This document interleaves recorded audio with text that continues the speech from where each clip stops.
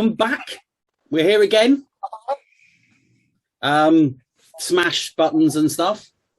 Please, yeah, hit the like buttons. Please leave a positive review. If there's anything that you want us to be talking about in the way of books, in that case, leave a comment about books or short stories or any medium whatsoever. Just giving us an idea of what you would like us to be talking about, because my imagination is incredibly limited. I'm just going to go down these same 3 books that I know. I'm not going to stretch much further than that. No. I've got one idea for next week, but after that, I'm probably skating on thin ice. Well, we're all right then, because I've got another one after your other one, and so we're all right for the next couple of weeks, and then we'll see where we go from there. But yeah, if you've got a chance to put anything in the comments box below whilst you're smashing the like and telling friends how much you're enjoying this, in that case, yes, please do. And the other thing I've been told that we need to do is say thank you to everybody who has watched so far. And thanks to, all the lovely comments and stuff like that. We really do. We actually appreciate it. So, however much it looks like we don't, we do. We love fans. We just want more and more fans if possible. We genuinely appreciate it. Thank you so much to both of you. And if either of you get a chance to buy our books, in that case, please do that. Absolutely. Absolutely. We're not trying to push our wares at all, but should you feel kind enough to purchase any books from Amazon, or other sellers are available, but Amazon are really easy to use, then please go ahead and buy them. We're not pressuring you to do it, but it would be a very kind gesture on your part. Yeah, and they're damn good. They are. Yeah. Yours are absolutely sensational, Ash. Yours are brilliant. I absolutely love reading yours. There you go. You see, that's honest, unbiased reviews right there. Yeah. Okay, well, this week we have been reading The Daemon Lover by Shirley Jackson, which I suggested last week. It's a really interesting sort of story, as it doesn't really go anywhere. The actual synopsis is a woman who is, on the day of her wedding, she's trying to choose what to wear, and she's a little bit anxious about things. And then she gets completely ghosted by the person she's supposed to be marrying. And you just follow her journey through the city as she tries to find this James fella, James Harris, who's just completely disappeared. And you dive into her mind as she's going around asking shopkeepers who are not particularly nice to her because she's not buying anything from them. Just trying to find this man, and the way that the actual story unfolds. And I thought it was heartbreaking at the end, where just a little description of, she went there because she gets told he goes to this flat, and she goes to the flat and knocks on the door, but nobody answers the door. And then you just get this little paragraph at the end that says she went there every day for the first week. And then since then, she kind of goes once a week just to see if there's anyone at the flat. And it kind of leaves it that lingering. She's still doing it now. She's like 196 now, and she's still going to that flat just to see what happens, because she can't cope with the idea that the guy just disappeared. That's my synopsis anyway. I don't know if that's what it says on the back. Lovely synopsis, yeah. That sums it up. And for me, this one was a difficult read. For me, if I hadn't been reading this for this particular podcast, I would have sacked it off after the first 5 minutes of Shirley Jackson reading it to me. I wasn't doing a Ouija board thing. There's a recording of her on YouTube where she reads it. And it just seemed... If somebody in one of my creative writing classes started off a story with somebody getting out of bed and brushing the teeth and having a little bit of a wee, and I can't remember it word for word, but yeah, going down, having a cigarette, trying to have a read of the paper, being a bit distracted, not having a look at addresses, it would be a case of, oh, get to that fucking point, will you?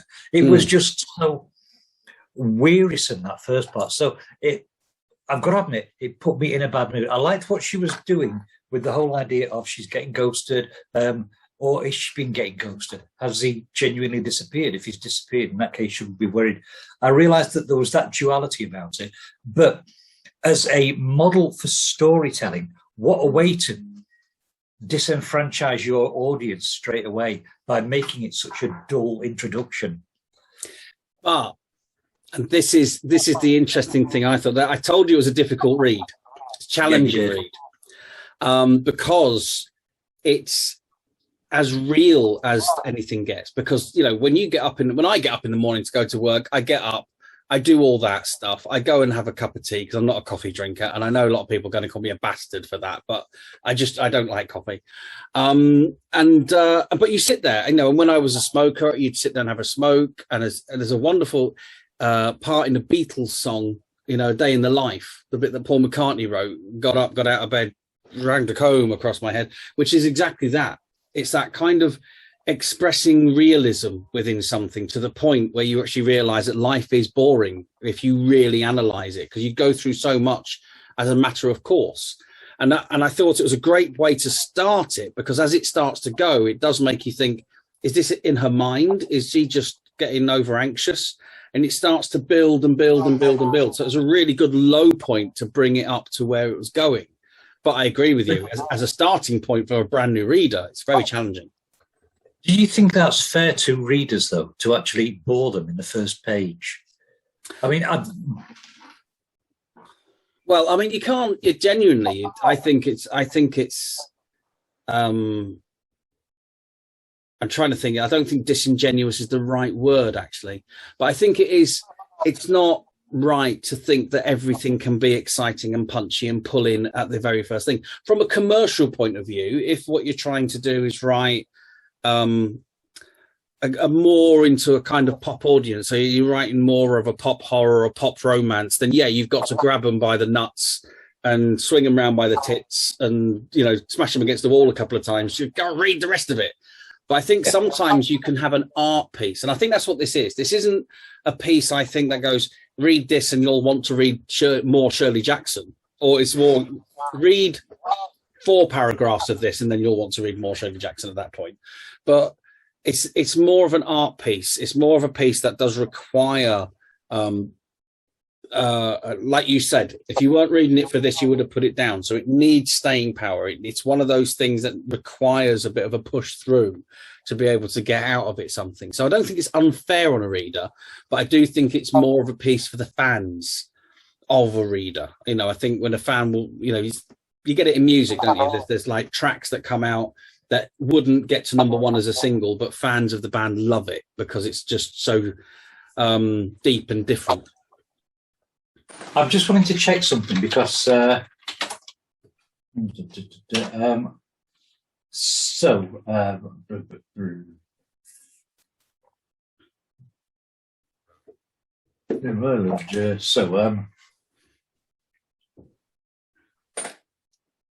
no, where is it? Oh, bloody hell. Anyway, so it is, at the end of the day, it's her, it's like a cover version, isn't it, this? Because it is her version of a story. Because I think it was about 1954 this one was published. And right. 1940s, early 1940s, an English writer, Elizabeth Bowen, wrote a story called The Daemon Lover. And both stories are actually based on a Scottish folk song. No, it's true. Nice. In literature, right? Yes. Where? Yes. So that's what I say. Is it is a version, as opposed, it's a version of a story rather than being a complete out and out thing. It's like last week we were talking about the Monkey's Paw. The week before that we were talking about Bram Stoker and doing a kind of exercise in Dracula's Guest. And I think this is kind of more. I don't think it's like an exercise. I don't think this is warming up with it, but I think it is definitely more for people that are really already deeply into Shirley Jackson's writing and her style. Looking at what we've got here, the title of the book that it originally appeared in was The Lottery and the Adventures of James Harris, and apparently he's a recurring character, even though in this first story he doesn't actually occur. Yeah, doesn't occur at all in this one.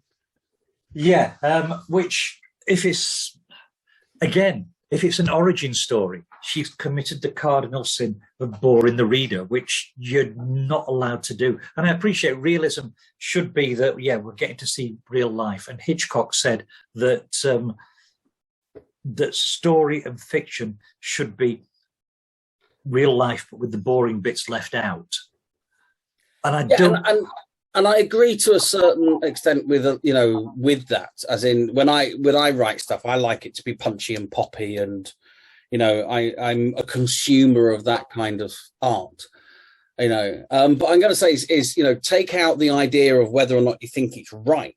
It's a creative decision to make, and it is as creatively valid from that point of view of what it was trying to establish in creating thing. I think if you started this off with a much punchier line of "I woke up and James hadn't even left a message," for example, and then you start thinking, "Oh, what's happened there?" You lose, I think, her franticness. Where this, I think, is from a mind styling point of view, is fantastic, because I think you are getting into her mindset so much more because it starts with the boring stuff. Because she's not actually articulated her fear in the first instance. So it's very much a show, don't tell, isn't it? Yes. And we're sort of like seeing her edginess. We're seeing her, there's all the showing, very little telling. From that point of view, it is quite accomplished. But again, I still stand by the fact that if not for us sitting here talking about it, I would not have got very far with it. Well, I think that's fair enough. That's fair enough. Yeah. Which I appreciate. Yeah, thank you for picking one that I wouldn't have done that with, because it's educating me and it's helping me to get a better idea of a lot of the fiction that's out there. So the whole notion of ghosting, I mean, this is a feminist story, really, isn't it? And it's so far ahead of its time. Yeah, very much. Very much ahead. I mean, the Scottish folk song that it comes from, yes, is the same lines. It is so again, that is really far ahead of its time. That's about wooing a married woman away from her home life. That was the devil, though, wasn't it, that was doing that? Well, they say the devil, but it was actually just, it was just a seaman, to be honest with you. It was a guy that came from the sea that said, "Come with me, I have 7 ships and I'll treat you right," and everything like that. It was that woman in every port. And we do know that Scottish women do like their seamen, don't they? Well, you could say that. You could say that. I could say that, yeah. So if anybody's going to be hitting the dislike button or putting negative comments, entirely on me, that one, yeah. Yeah. Muck Bukkake, I don't know. It could be a thing, couldn't it? And that one was definitely Colin's, yeah. That was definitely mine, and I was not endorsing any kind of fast food chain with that either. Loving it. We've got this. So we've got all this intertextuality. We've got this Scottish ballad that goes back to about 1685, which shows this Scots seaman luring a married woman away from her home. And in the version I was reading, he takes her away from her home, and she sees a lovely, pretty island and says, "Oh, is that where we're going to? Because it looks ever so nice." Because she was a little bit annoyed with herself for having sort of like sacked off the kids, because she'd liked them a little bit. And he says, "No, that's heaven. We're not going there. We're going to this big black stone that's called hell." Then he rips the boat apart with his bare hands, and they sink and drown and go to hell. Which, in fairness, she's coming out of Scotland. She's going to hell. So it's not exactly a descent. It's A to B rather than A to.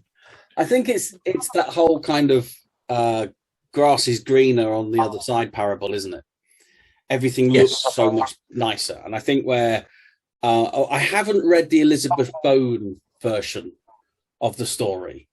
And I know, Shirley Jackson in interviews had actually mentioned Elizabeth Bowen as well. So I think she was paying homage. She was doing her version of something that she admired from another writer. But I think with Shirley Jackson's version of the tale is because she's unmarried, so it's a spinster. So she works on this idea of desperation over the idea of longing, which the original Scottish ballad was sort of like alluring to, wasn't it? It was feeling a little bit stale in your life as you have it, and someone offers you something more exciting, and so it is easy to be allured to that. And you know, better the devil you know than the devil that's going to rip the boat apart and put you on a hell island. But I mean, there are religious undertones within it, though, because she's invariably married to James Harris. No, sorry, the husband is invariably a carpenter, and she's leaving behind a baby. So you've got all the religious symbolic. Yes, but isn't part of that actually? Isn't it before she has an affair with the guy from the sea before she marries the carpenter? Doesn't she? So she's always longing for that life she had before she got married. As we said before, addicted to the semen. Yes. Yes. Yes. Yeah. And those that make crosses, who knows? Yeah. I mean, back when that was written, I mean, I think the ballad, I can't remember where the ballad comes from. I think it's 1700s is where the ballad comes from. That, you know, there was always a lot more, you know, religious context involved in that. Where I suppose the religious context in what Shirley Jackson was doing is the idea of the unmarried woman in her 30s, you know, a spinster in her 30s. I thought the interesting thing is she seems to constantly get this attitude from people around her, as in, oh, you've fallen for this old trick, have you, you know, what this fella's doing? Or is that her paranoia, that she thinks that's what they're thinking in that one, where the Scottish ballad is very blatant in the delivery of the punishment at the end of it. And yeah, there is, it's one of the lovely parts of the horror within it, that is she a little bit mental and she's imagined him? Has he actually ghosted her and sort of like, yeah, wham bam, thank you, ma'am, fucked her and fucked her off? Yeah. Or is it, or we've got the words Daemon Lover in the title. Is he some form of malevolent force that's come along, done the nasty, and by doing the nasty, it could just be something as innocent as luring her to the wedding aisle. It's an interesting thing, because there's a couple of I think really interesting symbols in it. There's one towards the end actually, when she goes into the loft apartment next to the one that she keeps knocking on the door, and it's completely abandoned, and there's a rat looking at her, you know, within that, which I thought was wonderful in that kind of loneliness idea, you know, and it was completely abandoned. But she heard them laughing in the other one, so that's how she knows that someone's there. But also the vagueness of her description of James Harris, I think, was really telling, because she couldn't describe, all she could describe him as was he wore a blue suit, and then she convinced herself that he bought some flowers. Yeah. Which then became an absolute when she was describing him later on. And I thought those were lovely little kind of symbols of grasping for things and making you sort of like think maybe she's more paranoid than it actually happening. Did it actually happen? Again, I think that's got so much of a strong focus on the realism, which made it realistic, which I suppose is a very good way of making horror effective, because the more realistic something is, the more effective it is. One of the first horror books I read that genuinely scared me was the Amityville Horror. And that genuinely scared me because it was pitched as based on the true story. And I was young enough to believe that the true story was what I was reading in the book. Mm. And yeah, it scared the bejesus out of me for its realism. So yeah, the realism does have a powerful effect, I think. So from a creative point of view, when you look at this story, I mean, if it was a longer piece, then you'd be able to get a bit more exciting. And to be perfectly honest with you, it'd be interesting to see how it fits within the collection of short stories, so that you get that idea of where does it fit within that recurring theme. Yeah.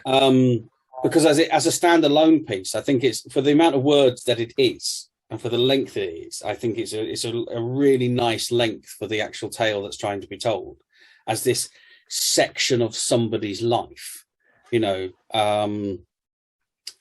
But you would, the build up to that realism that happens, that was tedious at the beginning of the story. I suppose if you were putting it into a longer piece, you would have something that was more grabbing, more attention grabbing, that would then lean down into something a bit more mundane because you want to get the realism in there to create the horror from the back of it on the other side, or the tension from the back of it on the other side. So rather than starting at a dip and ramping up like this story does, you would start higher and dip into it to run out of it. Is that what you're saying from a creative point of view?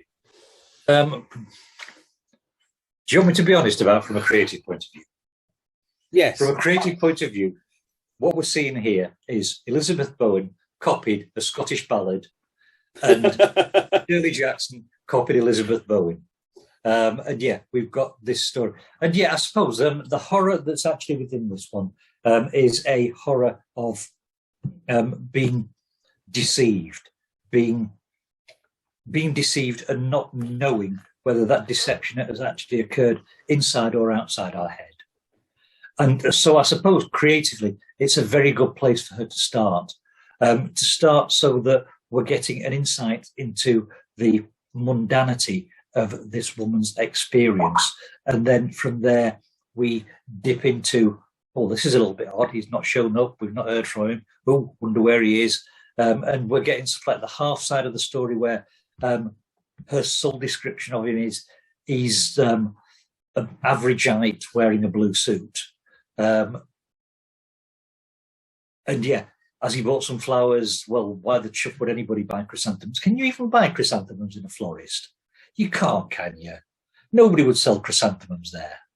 You see, I have so little knowledge of things like florists.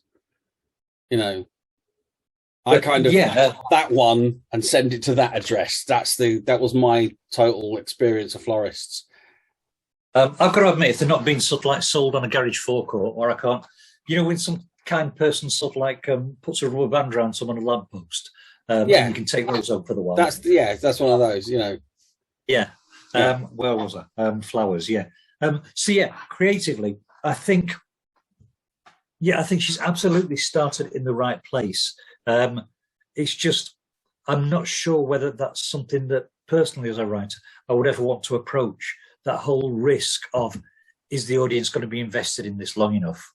But that's what I suppose it is part of a collection, isn't it? So it's like, we're reading this completely on its own, as you know, as a piece, but being as it's part of a collection, that maybe it sits in that collection so much better, as in what, you know, so the context of what comes before it and what comes after it. I mean, the lottery, you said it's in a collection with the lottery, isn't it? It is. And the lottery is, you know, a fantastic short story. Right, yes. My theory has been proved correct. I've just had a look at the contents table. Would you like me to expand on this? Yeah, I mean, to be perfectly honest with you, I would find that rather helpful. Right, contents table. We've got short stories in here. I think it's meant to be a collection of 24 short stories. The first one is called The Intoxicated. Then we've got The Demon Lover. These are all in part 1. 1, 2, 3, 4, 5, 6. In part 2, you've got 2, 4, 6, 7. 2, 4, 6 in part 3. And 2, 4, 6 in part Ivy 4, followed by an epilogue. Right? So the final story in that book is The Lottery. Right. All right. Yes, got an epilogue coming after it. The Intoxicated. Don't know what it's about, but yeah, possibly a good one. Whenever I am compiling or reading a collection of short stories, the shittiest one goes second. Every time. You sort of like rank your stories. Best one goes first. Second best goes last. All right? Yes. Second best goes last because I think it was Philip, noir writer, Philip Marlowe. Was he a writer or was he the character? The writer, wasn't he, Marlowe? He'd said the first line sells the story, the last line sells the next story. Collection of short stories, the first one sells that anthology that you're working on, the last one sells the next anthology. The weakest story needs to be in second place because then you can gradually increase and get better and better and better as you're going up there. And yeah, that's why I'm going to. I mean, I understand that because I now put together a poetry book, and yes, I've used that particular algorithm when putting it together. But I don't think this is a particularly shit story.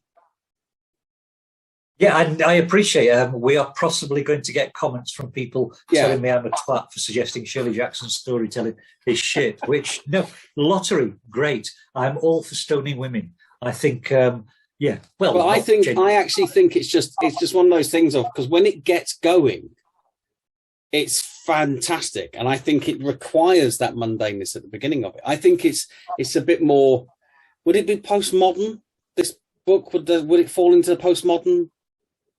I certainly think it's a genre? postmodern approach. Yeah, yeah. She's gone for this whole notion of this. It's kind of like it doesn't have a beginning, a middle, and an end in a traditional sense. It's completely open-ended in the way that she doesn't have resolution of anything, and it kind of just drops you into someone's life rather than setting anything up. And just it drip feeds information to you on a really slow. I mean, the first part is when she starts writing the letter to her sister and says, by the time you read this, I'll be married. So you're starting to build a picture, and it plays with your own ideas. So it really puts you in her mind. I think it might be a very early, version of mind styling, in that it's not overt the way that it puts someone's emotions out there, but you feel what they're feeling because of the way you're seeing their thoughts laid out. I think you're right to say it doesn't have a beginning, a middle, and an end. It's just got middle. It's entirely middle. It's a middle, yes. Yeah. So we've got no definite conclusion because we don't know whether he's going to sort of like pop out like Jeremy Beadle, but with two functioning arms and go, ha, got ya. We don't know he's got two functioning arms. He could have a little hand as far as we know. Her description was a blue suit. Yeah, and I have seen pictures of Jeremy Beadle wearing a blue suit. Yes. It's Jeremy Beadle, isn't it? It's Jeremy Beadle. I've seen Jeremy Beadle with a bunch of flowers. Yeah. So I've seen somebody actually introduce him and say "big hand for Jeremy Beadle," which was very, very poor taste and didn't make me chuckle whatsoever. Maybe a little bit, maybe a tiny bit, just a tiny bit. Only those that got irony. Right, yeah. So Shirley Jackson. How did we get from Shirley Jackson to Jeremy Beadle? And then get it back again. I don't know. We've got to bring that back. Well, you can't just bring it back via The Haunting of Hill House for no reason there at all. I'm just going to use it as a hard juxtaposition. The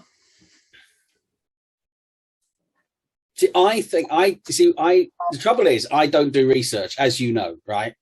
I read these things and I try and. In your essays, yeah. Yeah, I know you read my stuff, right? I don't, references for me are just a list that someone. I'll copy that from the back of the book I was reading, and it's usually the wrong one. I've been reading 2000 AD or something and written down a load of Judge Dredd was a thing on this one,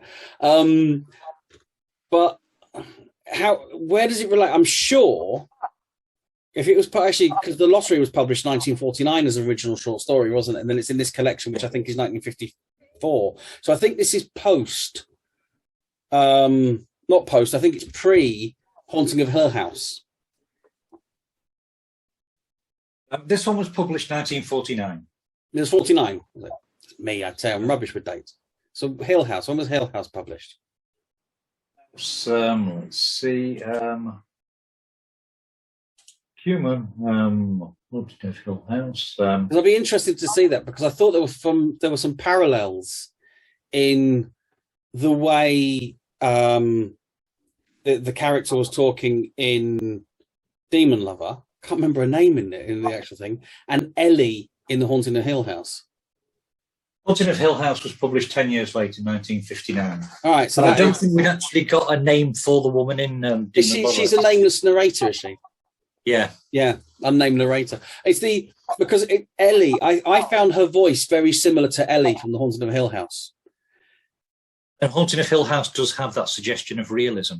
Yes, the horror that we're getting in there is being brought face to face with the horrific things that happen within our own realities, rather than it being sort of like oogly boogly monsters. Yes, and it sets it all up, doesn't it, as being a science experiment, as being clinical and clean, and then throwing the the paranormal and twisted stuff on top of that to give you that juncture.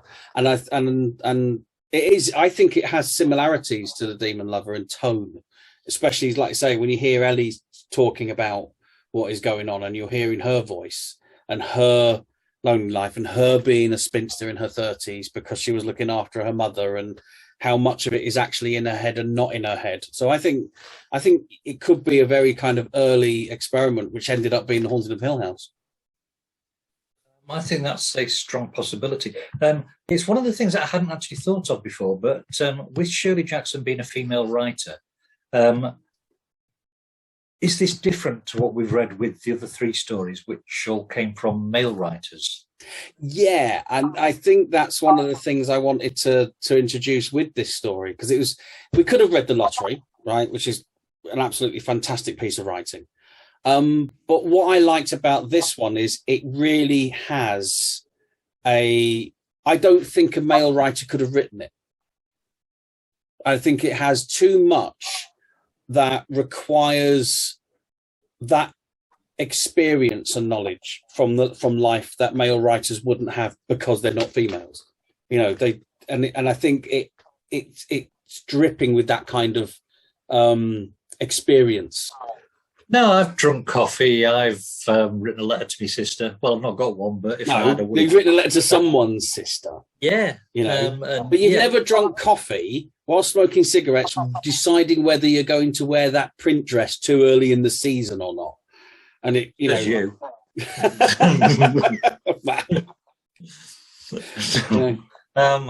And no, the print dress, it doesn't sort of like flatter the beard very much. And because it has the paranoia later on, doesn't it? There's that bit later on as well. She decided to wear the print dress because she's ripped it and then sewn it back up again. But then she's on the street, and who's it? Is it the flower seller? Anyway, someone's having a bit of a go at. No, it was the newspaper stand. When she thought they were mocking her at the newspaper stand. And then she looks at the dress she's wearing and she realizes that, people are obviously looking at this and thinking I'm too old for this dress. And she covers it up with her coat. So she's thinking about people mocking her for what she's wearing.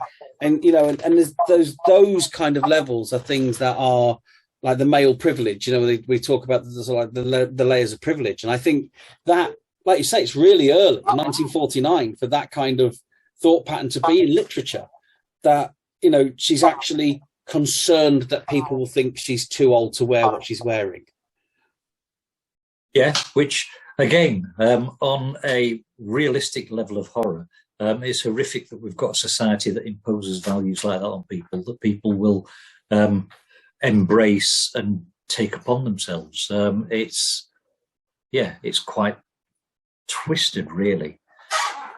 So I'll go back to what you said earlier, actually, because you actually said it's a very feminist piece.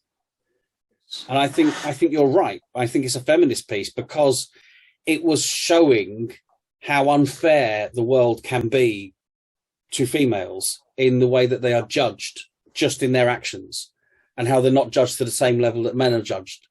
And this is what's playing in her minds with paranoia at the same time. And I think it comes across without it being like, it's not, I want to say forced down your throat, but that would be another part of that male privilege. It's not, it's not in your face. It's not front and center with the message. It's really sort of like layered back in that, this woman's going through these problems. And when you actually think about it, I think any woman that reads it will probably read it and go, actually, you know what? I've experienced a certain level of feeling that way within that story, which I think a lot of males that read it wouldn't. They would never think, because I remember I read some of the comments that people were leaving as a review for the story, and the amount of men that were leaving, it was a bit rubbish and it didn't really go anywhere and she just needs to cop on a bit, and that kind of stuff, because I think you just don't connect in that same way, having probably never been through some of that stuff in them before. I know in a modern world, women are much are likely to ghost men as men ghost women nowadays, because women have discovered the joys of ghosting. But I think it's especially back then, I think it was a very liberating piece of writing, actually. Yeah, and I think she's got a very effective way of unsettling readers. And perhaps that's what I didn't like about it. Perhaps I didn't like the whole notion of perhaps I didn't like the notion of getting inside the head of a character who's central in a horror story, because I didn't want anything unpleasant to occur that I was going to experience. If it's a character that I'm distantly connected to, in that case, yeah, go ahead, cut their heads off, cut any parts of them off, don't care. It will be fun. But if it's somebody that I actually have an empathy with, that makes it far more difficult to accept. It's like when you bring a puppy into a story, and yeah, I'm going to be crapping myself throughout the whole of it, worrying that something's going to happen to that puppy. Like that. I'm in enough trouble as it is already over.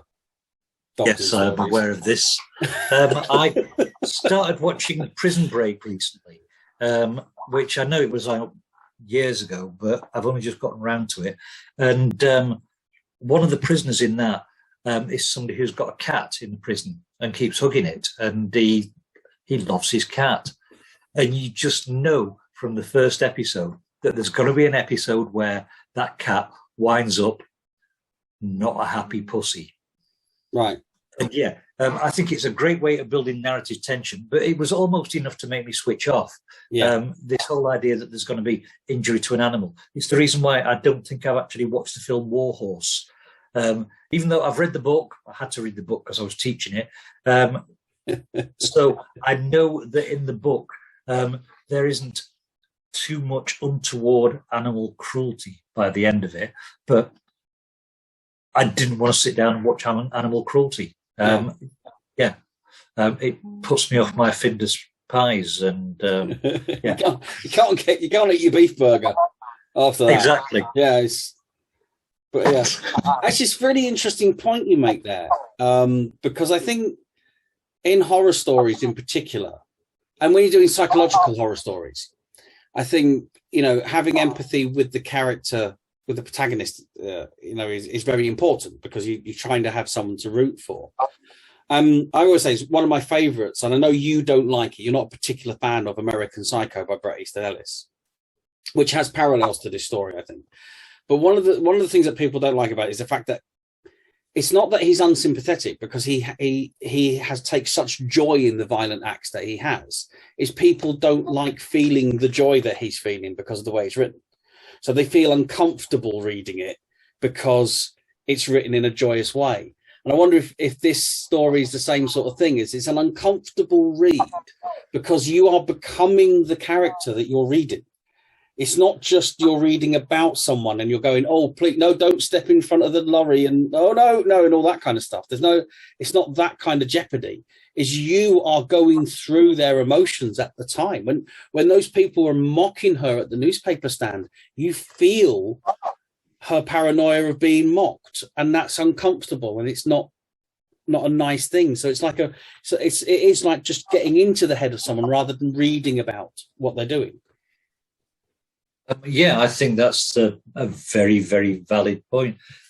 With American Psycho, though, it wasn't that I'd got issues with him taking pleasure from doing untoward things and me finding empathy with someone. It was just so fucking tedious reading all these designer labels. Again. And I know that was done to sort of like, well, this is the 80s, but do it in a different way, Bret Easton Ellis, you boring twat. To be perfectly honest with you, it's the only one of his books that I actually enjoy, because I think it was because it was the first one that I read. And so I didn't mind the layer of details and, to the point of obsession, because it was part of the character. And I thought it suited the character's mindset. That's what he was. He was completely obsessed. And it also didn't help at the fact that when I read it, I was working in an environment with those kind of people. So when he was going on about, oh, look at the business card and what paper it's on, I was working with people that did that. So for me, I was working with these psychopaths, and so I really connected to the book. But I understand why you cannot like it for that for exactly the same reason. you know. Yeah, I suppose. Yeah, it's just one of those things. Yeah, and yeah, if we're all the same with what we liked with our reading, in that case, it would be a well, it would be a lucrative world for one of us, but for yeah, but it would be an incredibly dull world. It would be an incredibly dull world. But that's why I wanted to do this idea of the creativity. That's why I keep coming back to that creative mind type thing, because I think even in Bret Easton Ellis's work, there are things that you can learn from the way that he's done certain things, like the ability to write. And when you strip away all the 80s satire from it, the ability to write incredibly violent acts in such a joyous way is a really interesting thing to do and attempt. And I know you do it very well, actually, because I know you're, with your latest series of books from Innsmouth, you have great joy. Part of that joy is because you've been asking readers to actually want to be murdered, so you're killing your readers, which I think is ace. But you do take great joy in the violence when it goes on, and you do write it in a very entertaining way, and that's where the creative notion comes in, where what Shirley Jackson has done here and what she does in The Haunting of Hill House and what she does in The Lottery so well is there is no joy in the horror itself. The horror is always that uncomfortable, that the horror is always that layer of cynicism with it, and that there's no joy at all in the horrendous things that are happening. Yeah, it's that whole not knowing. It's that whole, where is he? What? Yeah, was he ever there? Was he? Yeah. And it's a great thing. I mean, when you use a character's perspective like that, so that you don't know whether the character is an unreliable narrator or whether it's a reliable narrator in an unreliable world. Yeah, there are so many good things going on in there. Yes. It's a very interesting piece. It's an interesting piece of writing. I'd recommend anyone who wants to write to read it. I'd recommend it to anyone who wants to write, because I'm a great believer in, if you want to be a writer, then write, and if you want to learn how to be a writer, then read. That's the only way to do it. And you need to read stuff that you wouldn't normally read. I was once asked in an interview, what book would you recommend someone read if they want to be a writer? And I said, the complete opposite of anything you would normally choose. Yeah, makes perfect sense. Yeah. I've had so many people, so many students in classrooms who you mention Mills and Boon books to them, and they go, "Oh, Mills and Boon, what a load of rubbish." And you say, "Have you ever read one?" Well, how the fuck do you know it's a load of rubbish then? Because I was talking to somebody who was a professor at a very large university, who was talking about the structure that you get in Mills and Boon. And we were both saying it would be great to be able to write one, because it's just, we know how to write haiku. We know how the syllables should be formed. We know what particular references should be made within one. We know how to write a sonnet. These are fairly easy areas.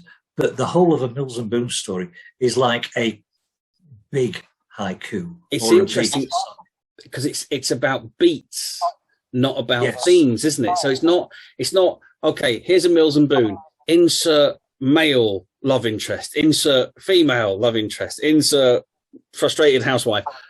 I don't know, it's been a long time since I read one. But the whole point is it's not interchangeable. If you don't read one Mills and Boon book and they're all the same, but they are, and it's really weird to look at it, but it's the beats. It's the events happen at the right times. It's not just replace this with one character and replace it another. You couldn't set up a computer program to write in Mills and Boon. It doesn't work that way.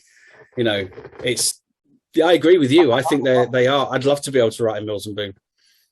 And I think one of the things about Mills and Boon also is it's such although we class them as romance stories, they're not really romance. They are a bigger fantasy than the Harry Potter stories, because the whole idea that a couple are going to marry and then be happily ever after, fuck off. They're going to marry, and some days are going to be all right. Some days they're not going to kill one another. Some days, go on, let's have a shot at killing one another. But this whole notion that they're going to live happily ever after and getting readers to that level of expectation that that's going to occur there is quite a clever trick. And for writers to do it again and again and again within those stories. And yeah, I've taken us down another rabbit hole, haven't I? With well, the Mills and Boon rabbit hole is an interesting one to go down. We may look at them at some point. It might be interesting to look at from a creative structural point of view, because I know that they, like I say, it's not as easy, because I think people have an idea that Mills and Boon is literally the same story, but they change the characters, and they're not. They are far more sophisticated than that in their storytelling. I think people are also under the miscomprehension that something that is simple to read is simple to write. Yeah. And yeah, it's quite the opposite, really. Something that's simple to read will have taken editors and writers fucking hours of crying, arguing, and hissy fits and temper tantrums. Yes. So, talking of hissy fits and temper tantrums, what's your what's your sum up with the? I mean, we've gone. It's quite interesting actually, because I think you started at a certain point when you were reading this story, and we've now had a discussion about it. Has any part of your view of this story changed within this discussion that we've had about it? Because it feels like it has. Actually. Yeah, I think I appreciate now more that the story is meant to build on the realism and the character's internalization of all her feelings, emotions, and experience. And on reflection, I can sort of like see there's been an awful lot of show don't tell within there. But again, you were saying before that you would recommend if somebody's got an interest in writing a story that they should have a read at this one. I would agree with you there. But if somebody's got an interest in getting stories published, this wouldn't be one of the first stories I suggested that they should try and read and emulate its style. And I'll agree with you there completely, because like I said, when I chose it, it's a difficult read. So it's one of those, it's a challenging read, I think is the way I described it. And it's something that is a challenging read is not what you're trying to emulate if you're trying to get stories published in magazines and periodicals. Because if you're going for literary magazines where they're all disappearing up each other's arse with their criticism and praise, and oh yes, and we're breaking the fourth wall here with. That's what I mean. You just have to be immensely self-aware and talk to the audience more, don't you? That's the. Yeah, and you guys watching this don't want shit like that, do you? Half of the people watching this want Marvel. That's all they want, big explosions and people being murdered. That's what they're after. We're happy to give you that, to be perfectly honest with you. If that's what our own personal fiction is. But part of the reason for these is to take you down those rabbit holes that I think are very important from the creative point of view. If you're stuck, if you've got writer's block, for example, picking up a story that is dull and boring is a really good way of shifting it, because there's sometimes motivation to write a story can be, I can do better than that, as a really good way of getting you going. It's like one of the best artists I ever knew was a guy called Gary Sims, and he was never made it as an artist, as in fame and fortune, but he was an amazing, genuine, natural artist. And I went around an art gallery in Manchester with him, and we were looking at some Jackson Pollocks. And at the time, I will admit, I didn't really understand anything of the modern art side of things. I had that kind of flippant approach to it. And we're looking at this Jackson Pollock, which is it was bigger than my house. And I just looked at it, I was like, I don't like that. I just look at it, I don't like that. And he went, well, what don't you like about it? I said, well, look at it. I could do that. He went, yeah, but you didn't. And then walked off, leaving me with that thought. And all of a sudden, Andy Warhol fell into place. Jackson Pollock fell into place. The whole of that modern art idea, it just all landed in front of me to go, yeah, the art is that they tried. And if you think you can do better, then go and do better. That's the challenge to anything. So if you've got writer's block, pick up something you think's rubbish, tell yourself you can do better and go and do better. And I think I think that's why challenging pieces are important. We might not write them because we want to be more entertaining and stuff, but I think reading challenging pieces is very important as your growth as a writer. I absolutely agree with that, but I'm going to just issue a slight cautionary tale on that, where I have occasionally written erotic material, How many? Come on, admit it. We're amongst friends. How many filthy books have you written? Probably about 40 or 50 of the filthy ones. But yeah, but this was a magazine. I've always wanted you to write 69 of them for some reason. Right, writing for a magazine. I picked up a magazine, which, I was reading one of the stories in this magazine that had got lots of pictures of ladies who weren't properly attired. And I don't know why I've got my hands like this whilst I'm saying it. So, yeah. Read this story and thought that was an absolute pile of crap because it was a spanking story.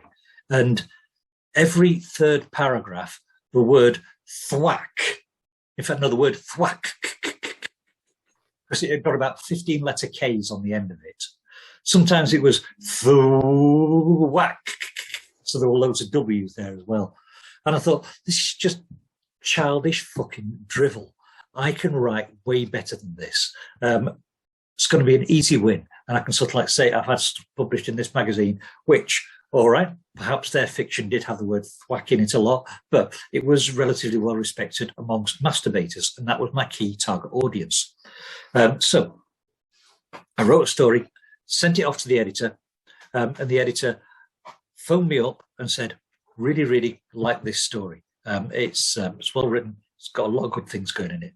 I'd love to accept it, but do you mind if when I'm editing it, I just put the word thwack in there a few times? Which, I figured they've accepted it. They're paying the money. What do I care?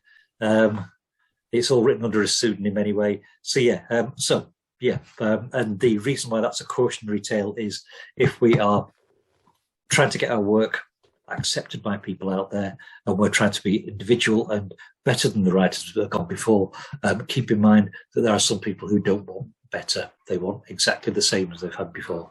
Which is about choosing the markets and whether or not you want to be a more maverick writer, where it's your idea and that's it and that's what sits, because that's what you're playing with, which is a bit like the book I'm writing at the minute. There's no way a traditional publisher will pick this thing up because it's just so out there. Though it's going to be bloody entertaining, it's just really not what people would expect to pick up and read. Or if you want to, it's like Goosebumps, Mills and Boon, Horrible Histories. People read them because they know what they're going to get. They don't pick them up and go, oh, I'm going to have something brand spanking new here that's going to, they know what they're going to get. So, it doesn't, I'm not putting anything like that down at all because, like I say, it's the Goosebumps, and you got to hand that to the guy, R.L. Stine. He sold more books than Stephen King.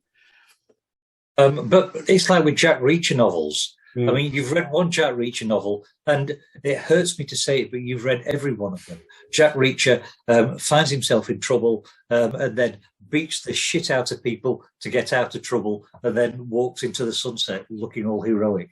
And if one of those every year comes out, I will happily read one a year. If you read three, one after the other, you forget which ones you were actually reading and what went on within them. And so you just described James Herbert for me. I love James Herbert. I think he is amazing. Actually, there's a classic case, isn't it? Maverick writer would be someone like Clive Barker, who was doing things his own way. And then you've got a formalized writer, who's James Herbert, because he writes James Herbert novels.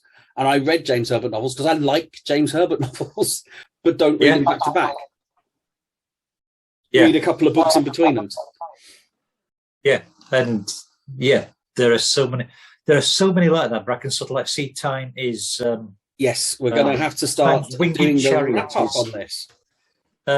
So should I be mentioning what I've selected for us to read next week? Yes, let's do that bit first, and then I'll do the last bit for people that have actually made it this far, because I got a little treat for the people that have made it this far. So next week we will be looking at The Mezzotint by M.R. James. Right. I've never read that. Good. This will be interesting. Yeah. This one, you'll like it. It's very, very story driven. I think what we were looking at with Shirley Jackson was very, very character piece. Yeah. And this one, very, very story driven. And And yeah, M.R. James, and I don't know whether I prefer M.R. James or Henry James, because Henry James, the psychologist, his brother, just had so many incredible ideas. But yeah, M.R. James, the mezzotint, this time next week. Brilliant. I'm looking forward to that. I will find my copy somewhere of that, because there will be one on, like, is it one of the free list? Is it one of the, or is it? Oh yeah, it's I think it was hold on a second, when was it? Are we in public domain with this one now? It was published originally in 1904. So lovely. Yes, great. Yes, I shall get that one then. I shall find it on my public domain lists, which is great. Thank you. Right. Well, so that's next week. We're going to look at that one.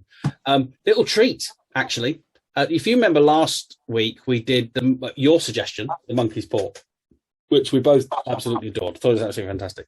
And in that, we jokingly talked about doing a sequel, and I came up with the title Monkey's Paw 2 Secondhand Wish.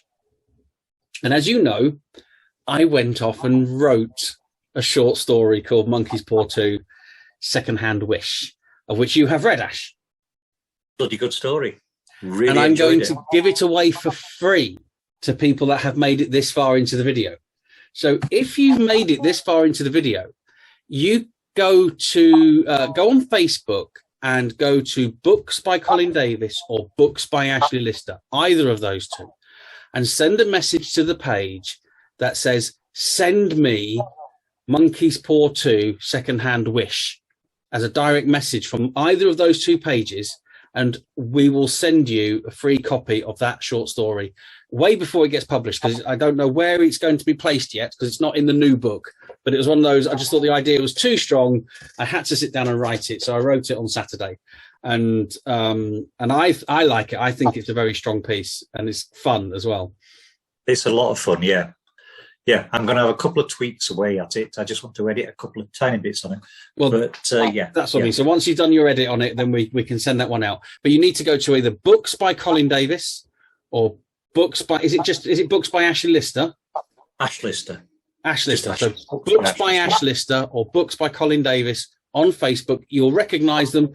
There'll be advertising books from the Dark Tales from Innsmouth. Or you'll see, at the moment, I'm promoting 'Twas the Night of Halloween, because we've got Halloween coming up, so I'm promoting my little parody book for that. You will see all of that going on those pages. You'll know you're in the right place. Direct message those pages, and we will send you a copy of Monkey's Paw 2 Secondhand Wish. And then that'll be for you to keep and read and print out, or whatever you want to do with it. But you've got to have got to this part of the video to know that, I think. Yeah. Yeah. Which, so yeah, if you got this far, in that case, not only good for you, but what the fuck are you doing with your life? I mean, yeah. If you made it this far, and you fucking deserve something for free. That's what I think. Yeah. I fully agree. But also, if you made it this far, thank you so much. Yeah. Thank you. And yeah, once again, please hit those like buttons wherever the chuff they are. Please leave comments, either telling us that we're handsome, really intelligent, or suggesting books. If you've got any negative comments, in that case, shove them up your arse. We don't want to hear them. No, we want all. No publicity. All publicity. In fact, what I'd really like is someone to phone up something like the Daily Mail and ask for us to be banned. That's what we want. Yeah. So if somebody wants to ban us because we talk about books and want people to be like critical thinkers and intelligent and make their own minds up about things. So yeah, Daily Mail definitely would sort of not like that. Yeah, they wouldn't like that at all. And we might need to promote witchcraft. So in a couple of weeks, we might start promoting witchcraft to try and get banned. We'll see what happens. Yes. That was wonderful. I've had a great evening. Thanks very much, Ash. That was a lovely discussion. And I'm looking forward to next week already. Likewise. Take care. Bye now.